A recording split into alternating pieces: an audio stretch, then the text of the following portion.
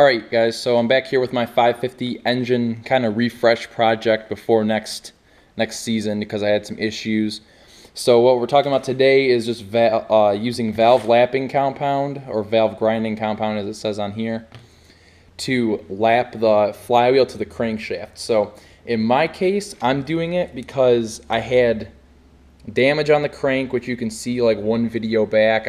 I show some of the damage. It's kind of hard to see, but there was some damage from a flywheel that kind of came apart on me. So I removed my stator that's over here, and no, I didn't cut the wires. If someone out there was wondering, someone before me like soldered them all, and this thing's complete garbage. So it needs to go to Jet Ski Solutions to get a complete rebuild and wires and everything. So I just cut it just because it was already soldered and messed up.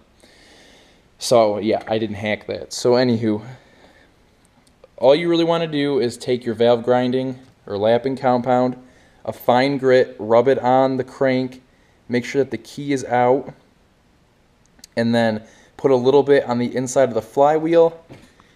Just pick up your flywheel. I'm going to try to do this with one hand. Let me switch hands. Have no coordination with my left. Okay.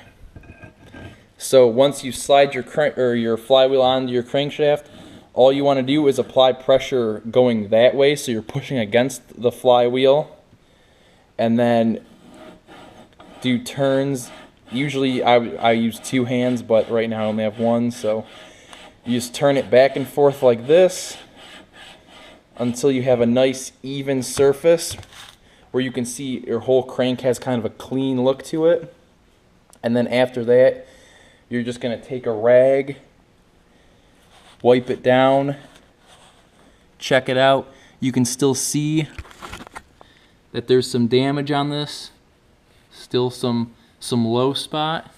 So I am going to keep on doing that, but I just have been checking periodically. I don't want to like grind off too much or something. This is a really expensive crank. I don't want to damage it if I can avoid it. So, but you can see here how it kind of all looks clean, and then back there where it's a little bit burnt, where the flywheel's not reaching, it's still dirty. So you can tell right here that the lapping compound is working, and I just need to keep going with it for a little bit longer. But that's basically it. And then you can also look inside your hub and see where it's hitting and where it isn't hitting as well. So that's basically the idea behind it. If you don't have any damage to it though, like I do, and let's say you're just doing a full engine rebuild, I'm not saying if you buy a ski that you have to do this or anything. It's more than likely just fine. But there is like a micro vibration welding that can go on that's like really weird to me, and I've seen it like 2 times online that people have had this happen to them, where the flywheel and like the stator somehow like weld themselves to the crank because of micro vibrations, because of an inconsistency of the surfaces that meet each other, and then the small vibrations that go on in these engines actually ends up welding them together. So obviously that's not a scientific explanation, but that's kind of what I've read. And so I mean, if you're going through your whole engine top to bottom and you're rebuilding it and everything, and you're making everything fresh, this takes probably 30 minutes max, 45 minutes max. And you know, it's just a little bit of insurance to make you feel better. So, you know, if you have a full engine rebuild in your future or something, just check this out. It's pretty easy. You can probably still do it with the stator installed and just pull it through a little bit and hang it off to the side, because it is a little bit of a pain to like reinstall the stator afterwards. But you can probably move it off to the side and then just slide it back through and push the grommet thing back in, the seal.